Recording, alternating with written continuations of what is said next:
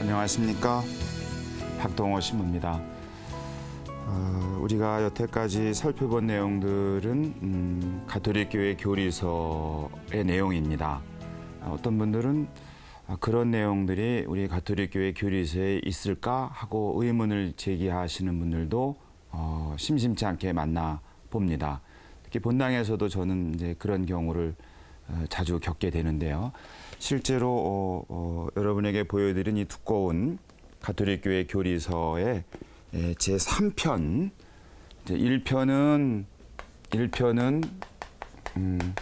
그 신앙 고백입니다. 그래서 사도신경이라든지 콘스탄티노폴리스 신경의 내용을 쭉 설명을 하고, 2편에 가서는 그리스도 신비의 거행, 주로 성사, 7가지 성사를 설명합니다. 그리고 이 가톨릭교회 교리서의 제3편에 가면 제목이 그리스도인의 삶입니다. 그런데 여기에 제1장이 여태까지 말씀드린 인간의 존엄성입니다. 그리고 제2장이 지난 시간부터 시작한 그 인류 공동체에서 첫 번째 말씀드린 것이 공동선의 원리였습니다. 공동선의 원리였습니다. 공동선의 원리라는 것은 특별히 말씀드리자면 모든 사람의 참여가 전제가 된다. 그 다음에 인권과 관련이 맺는다. 그리고 그 공동선의 원리는 선과 악, 그 다음에 이익과 경제적인 이익입니다. 이익과 이게 불이익하고는 같지가 않다. 예를 들어서 나에게 이익이 되더라도 악이 될 수가 있습니다. 나에게 불이익이 되더라도 선이 될 수 있습니다. 가장 극단적인 예를 우리는 예수님의 그 희생을 꼽을 수 있겠죠. 그분에게는 정말 생명까지 내놓는 불이익이었지만 인류 구원이라는 최선을 가져다 준 행위 아니겠습니까?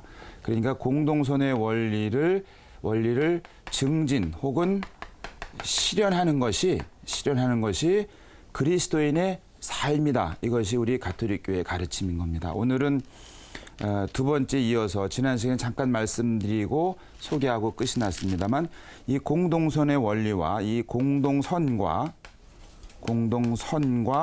이 재화의 관계인데요. 이 재화를 내가 소유는 할 수 있지만, 소유는 인정하지만 사용에 있어서는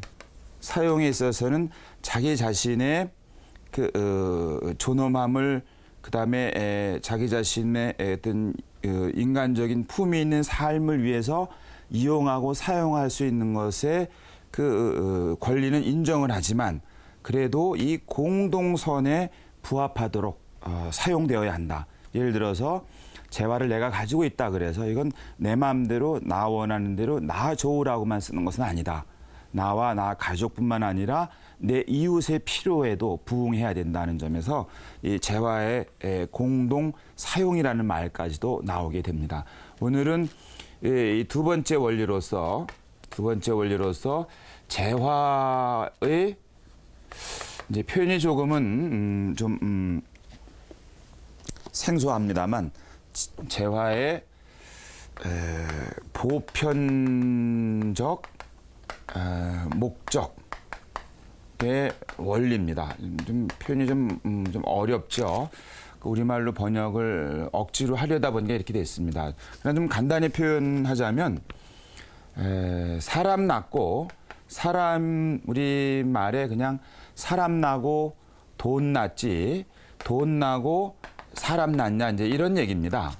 이제 돈이라는 이제 재화의 전부는 아닙니다만, 그래도 우리 재화는 이제 화폐 가치로 이렇게 환산될 수 있지 않습니까? 그렇게 보자면 사람 나고 돈 낳지, 돈 나고 사람 나지 않았다, 그 얘기입니다. 모든 재화는 사람을 위해서 있다. 그리고 이 모든 재화는 특정한 사람이 아니라 모든 재화는 모든 사람을 위해 있다. 모든 사람을 위해 있다. 그 얘기입니다. 그래서 이게 보편적이라는 말을 씁니다. 모든이라는 사람 때문에 그리고 못을 위에 있기 때문에 목적이라는 말을 쓰는 거죠. 그러니까 지구상에 있는 모든 재화, 자연 재화든지 사람의 노력으로 만들어낸 재화든지 어쨌든 모든 지구상에 존재하는 모든 재화는 모든 사람을 위해 있다는 것을 말합니다. 그냥 사람을 위해 있다가 아니고 모든 사람을 위해 있다는 것이 중요합니다. 그리고 우리가 예를 들자면 이 부분에 대해서는 조금 예를 한번 들어볼 수 있겠습니다. 우리 사회를 이렇게 꽉 쥐고 있는 어떤 허상과 같은 것이 있겠죠. 그것을 아마 혹시 성공신화라는 말 요즘은 모르겠습니다. 성공신화. 아주 소수의 사람의 이 눈에 띄는 성공을 놓고 어떤 그 사회 구성원 다수가 거기에 이제 마치 그 올인하듯이 말이죠. 올인하듯이 하는 모습. 그리고 그것을 마치 그 삶의 그 목표인 양 삼는 모습들 우리는 어렵지 않게 보게 되고요. 그다음에 또 뭐 무한 경쟁이라는 말도 씁니다. 무한 경쟁이라는 것은 이게 별거 아닌 것 같지만 경쟁이라는 것은 어떤 하나를 놓고 누가 이것을 가질 것이냐 할 때 어떤 룰, 그죠?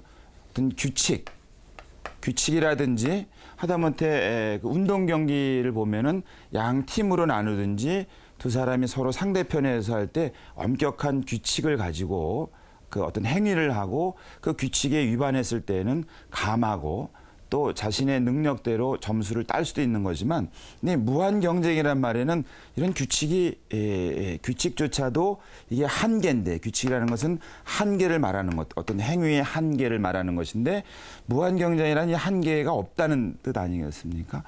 그러다 보니까 이제 이 어떤 이 재화 자체를 어떤 규칙이라든지 한계도 없이 내 손에 넣는 것이 성공이고 말하자면 소유가 성공이고 소유할 때 내 소유 몫으로 하는 것이 경쟁에서 이긴 것이다. 이것이 어쩌면은 2000년대에 우리나라를 머리끝부터 발끝까지 구석구석 이렇게 옥죄고 있는 어떤 그 유령과 같은 힘이 아닌가 그런 생각을 해보는데요. 그런데 바로 이런 성공 신화라든지 무한 경쟁을 입에 올리는 사회에서 사목헌장의 이런 말씀은 이런 그 구절은 좀 우리를 불편하게 할 겁니다. 하느님께서는 땅과 그 안에 있는 모든 사람에게, 모든 사람과 모든 민족들에게 주셨다. 사용하도록 주셨다. 소유 문제가 아니고 말이죠. 모든 사람에게, 모든 민족에게 소유하라고 주신 것이 아니라 모든 것을 모든 사람이, 모든 민족이 사용하라고 주셨다는 겁니다. 따라서 창조된 재화는 정의에 따라 공정하게 모든 사람에게 공정하게 그리고 풍부하게 돌아가야 된다. 하느님이 주셨으니까. 달리 말하면 표현이 우리 생활 속에 좀 익숙한 표현이죠. 분배를 말하는 겁니다. 분배의 정의를 말합니다. 이 점에서는. 그러니까 재화의 보편적 목적이라는 것은 보편적 소유의 문제가 아니고 이것이 아니고 이게 사용의 문제다. 그래서 토마스 아퀴나스 성인 같은 경우는 아주 좀 이렇게 극단적인 주장까지 하셨는데요. 말하자면 물질 재화는 사람의 품위 있는 삶을 위해서 반드시 필요하다. 그런데 이 반드시 필요한데 나한테 그것이 없다. 그런데 저쪽 사람에게 그것이 남은 것이 많이 남아있다. 그럴 때 저 사람이 나를 주려고 하지 않을 때 내가에게 필요한 물질 재화를 저 사람이 나에게 주려 하지 않을 때 나는 그것을 강제로 가져와도 윤리적으로 그것은 죄가 되지 않는다. 그렇게까지 주장을 하죠. 왜요? 가져온 행위가 나쁘다는 뜻이 좋고 나쁘다는 게 아니고 그 재화는 목적이 있는데 세상에 있는 목적이 있는데 사람을 위해 있어야 된다. 사람에게 위해서. 근데 사람을 위해서 사용되지 않고 그 자리에 그대로 남아있는 것은 재화가 세상에 있는 목적을 위반하고 있는 것이기 때문에 그것을 나에게 가져와서 나의 필요에 맞게 사용될 때 그 재화는 비로소 목적을 달성하기 때문에 목적을 달성하는 것은 선한 것이다. 이렇게까지 주장을 하죠. 남의 것을 임의로 가져와도 된다는 뜻이 아니라 그 재화가 사용되지 않는다면 또 필요하지 않은데 필요 이상으로 그 자리에 그냥 있는다면 그 재화는 세상에 존재할 이유가 없다. 그것을 비유를 어떻게 들었냐면 빵 얘기를 많이 듭니다. 빵. 제가 이제 요 앞에 빵 바구니가 있고 빵이 10개가 있습니다. 그런데 저는 이미 점심을 먹어서 이제 포만감을 느끼고 있는데 저 빵을 먹고 싶은 마음도 없는데 바로 대문 바깥에 어떤 사람이 사흘을 굶고 나흘을 굶어서 굶주림에 지금 거의 죽어갈 지경이 됐죠. 그러면 이 빵은 이 자리에 있어서는 되지는 안 됩니다. 왜냐하면 이 빵의 존재 이유, 빵의 목적은 사람이 먹어서 그다음에 생활을 할 수 있는 에너지를 공급하기 위해서 빵이 세상에 있는 것이고 하느님은 땅을 통해서 빵을 거두라고 하신 거죠. 그러니까 빵은 이 자리에 있는 것이 아니라 굶주린 사람 입에 들어가서 위에 들어가서 소화가 돼서 그 사람이 일어서서 그것이 다시 노동을 하고 자기 삶을 꾸려갈 수 있도록 하기 위해서 빵은 존재하는 겁니다. 그런 의미에서 재화의 보편적 목적은 보편적 사용의 목적 말합니다. 소유를 부정하는 것이 아니라 그 소유 자체가 중요한 것이 아니라 그 재화를 어떻게 누구에게 사용하느냐가 중요하다는 교회의 가르침입니다. 그런데 그래서 이 모든 사람을 위해 존재하는 이 재화를 한번 우리 교회는 사유재산권, 그다음에 자유무역, 요즘에 많이 이제 자유무역 얘기 많이 하죠. 이제 프리트레이드라고 합니다. 이런 자유무역조차도 이 재화 사용의 보편적 권리에 종속한다. 이제 무슨 얘기냐면 말이죠. 좀 민감한 예가 될 것 같은데요. 그지난해 이제 우리 사회에서 좀 우스갯소리로 하느님이 오셔도 글쎄요, 하느님이 이제 제가 이렇게 여러분에게 드리는 말씀을 분명히 들으실 텐데 우리 사회에 하느님께서 직접 오시더라도 해결하기 어려운 아주 난제가 있는데 보통 두 가지를 얘기하죠. 우리나라의 부동산 정책 문제를 하느님은 해결 못하실 것이다. 워낙 이해관계자들이 첨예하게 이해관계에 있는 사람들이 대립하고 있고 얽히고 설켜 있기 때문에 하느님께서 그것을 어떻게 해결하기 너무 어려울 것이다. 또 한 게 이제 우리나라에 오셔서 하느님이 해결할 수 없는 난제 중에 난제가 대학 입시 문제일 것이다. 이런 우스갯소리가 있지 않습니까? 좀 우스갯소리긴 하면서 참 씁쓸한 내용이죠. 그런데 부동산과 관련해 가지고 우리는 부동산을 재화라고 많이 생각을 하죠. 소위 말하자면 재테크라고 얘기합니다. 재테크. 말이 맞는지 모르겠는데요. 재테크. 말하면 재화를 불리는 수단 중에 하나가 바로 부동산을 얘기합니다. 부동산. 이게 부동산이라는 말 그대로 움직이지 않는 땅이라든지 이게 집이지 않습니까?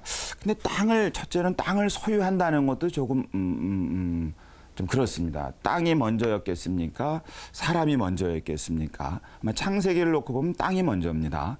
그러니까 사람은 땅에 등장한 것이죠. 그러니까 소유 관계를 놓고 보면 땅이 먼저고 사람이 나중이라고 보면 나중에 등장해서 먼저 있는 것을 내 거라고 주장하는 것은 그러지 않습니까? 하다못해 우리가 이 땅이라는 것을 또는 집이라는 것을 움직이지 않는 것을 재산이라고 보고, 물론 이제 재산입니다. 보고 그것을 이제 재산을 증대시키는 도구로 삼는다. 맞죠. 왜냐하면 우리는 이미 부동산 시장이라는 게 버젓이 있으니까 맞아요. 시장이라는 것은 처음에는 교환하던 거 아니겠습니까? 교환하다 이제 거래하는 거고, 그 다음에 이제 이 돈이라는 것으로 환산해 가지고 이렇게 움직이는 것인데요. 근데 부동산 시장이 있기 때문에 분명히 부동산은 이게 재테크입니다. 테크가 되는 거지만, 그러나 또 엄밀한 의미는 우리가 주택이라는 것은 이것은 이게 재화라기보다는 우리가 사람이 살 공간 아니겠습니까? 그러니까 재테크를 생각하시는 분들은 좀 표현이 좀 그렇습니다만 좀 민감해서 이 방송을 들으시는 분들이 불편할지 모르겠습니다만 뉴타운 같은 경우를 한번 생각해 볼까요?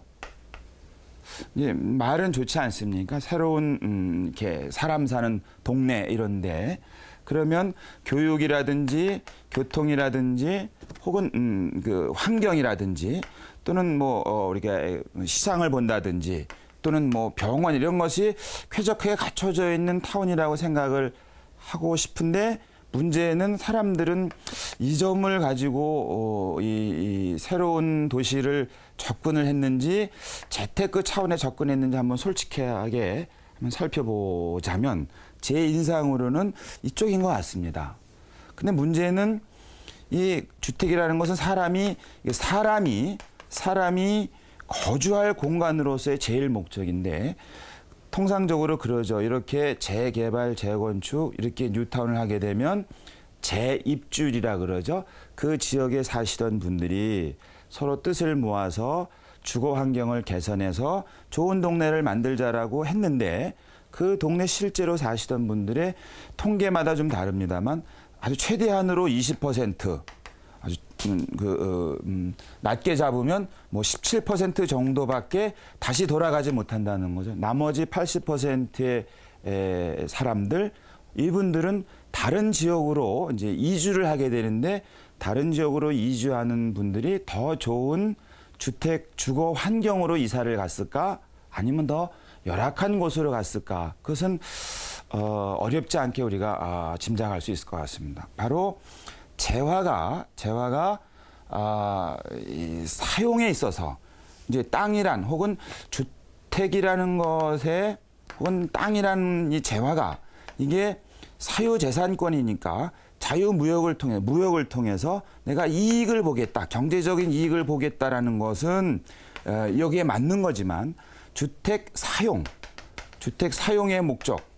사용 목적은 주택은 무엇을 위해서 존재하는가? 사람이 사는 곳, 사는 공간으로서 존재하는 것. 이것이 앞선다는 얘기입니다.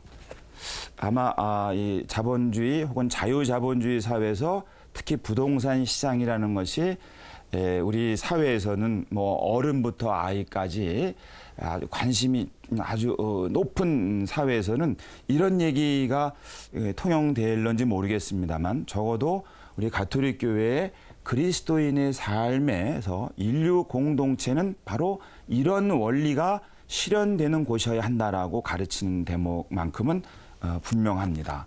그러니까 재화를 소유한다, 그것을 처분하거나 교육을 해서 얻을 수 있는 이익보다도 그 재화를 어떻게 사용하느냐, 재화 사용의 보편적 목적이 훨씬 앞서는 가치다. 우선 이것은 여기에 종속된다. 만약에 이것이 충돌하게 될 경우, 이익의 문제하고 그 주거권, 말하자면 이제 우리는 주거권이라고 얘기를 하겠죠. 주거권의 문제와 어떤 사람들, 재화를 소유한 사람들의 이익의 문제가 충돌하게 될 경우에, 우리는 우리는 이제 다수결이라는 걸로 그냥 넘어가 버리죠. 조합원의 몇십 프로가 찬성을 하면 할 수 있다라든지. 그러나 이런 것은 이 주거권이라는 문제와 그 다수의 이익이라는 권리가 충돌할 경우에 교회의 가르침 분명하게 주거권이 앞선다는 거죠. 그것은 왜? 재화, 모든 재화는 보편적, 모든 사람을 위해 존재한다. 모든 사람의 사용을 위해 존재한다는 것을 교회가 인류 공동체에서 실현해야 될 원리로서 제시하고 있기 때문에 그렇습니다. 어쩌면은 이 재화 사용의 보편 목적의 원리 같은 것이 이 자유주의 혹은 자본주의 사회에서는, 우리 같은 자본주의 사회에서는, 자본주의의 이 경제의 그 이념을 실현하는 사회에서는 상당히 거리가 먼 그런 가치일 것입니다. 그러나 왜 이것이 필요하냐면 바로 공평한 세상, 공평하다는 게 어떤 산술적으로 공평하다는 것을 이야기하는 것은 아닙니다. 공평한 세상은 연대하는 세상 때문에 그렇습니다. 인류 공동체입니다. 공동 운명체입니다. 그러니까 당연히 이익을 앞세우다가 소유권이라든지 처분권을 가지고 이익을 내다 보면 누군가가 거기서 불이익을 보고 이 격차가 커지게 되면 사람 사이의 연대 또 공평한 기회 같은 것은 허물어지고, 그것은 인류 공동체라고 말할 수가 없다. 공동 운명체라는 것은 적어도 이 이익을 보는 것과 불이익, 혹은 이걸 이제 불평등 혹은 불균형이라고 말하는데, 이 공평과 연대라는 것은 이 불평등과 불균형을 가능한 한 최소화시키는 상태를 말하는 것 아니겠습니까? 현실적으로는 적어도 교회는 이 자유자본주의의 일종의 뭐 부작용 혹은 폐단이라고 할 수 있을까요? 무한한 이익을 앞세우는 것보다는 공평하거나 혹은 연대하는 세상, 그래야만 그것이 인류 공동 운명체로서의 모습을 갖춘다 하는 점에서 강조하는 내용입니다. 또 한 가지 참 우리가 좀 본질적으로 인간에게, 우리 사람한테 있는 정말 그 극복하기 어려운 그 욕구가 하나 있잖아요. 말하자면 소유욕입니다.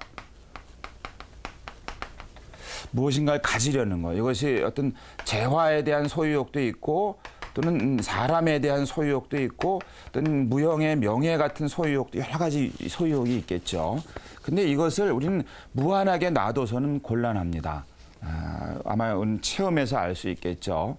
이 소유욕은 사실은 절제가 반드시 필요한데, 이 절제를 할 수 있는 장치로서 재화의 보편 사용의 원리를 우리는 제시할 수 있습니다. 그리고 마지막으로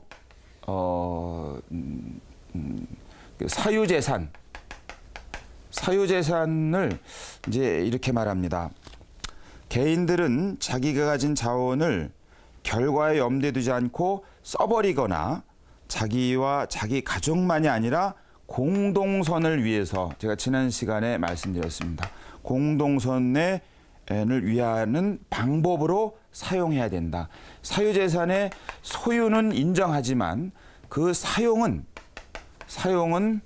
공동선을 향해야 한다는 겁니다.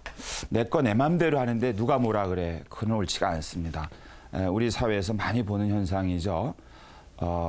내가 가진 것, 나와 나의 가족을 위해서 쓰는데 자꾸 사회가 또는 사람들이 이래라 저래라 말하는 거 언짢다 이렇게 말씀하시는 분 많이 계신데요. 결코 그렇지 않습니다. 적어도 가톨릭 교회 교리서의 그리스도인의 삶에서는 재산을 사사롭게 소유하는 것은 인정하지만 그것을 사용할 때에는 공동의 선을 향하도록 사용해야 한다고 분명히 가르치고 있습니다.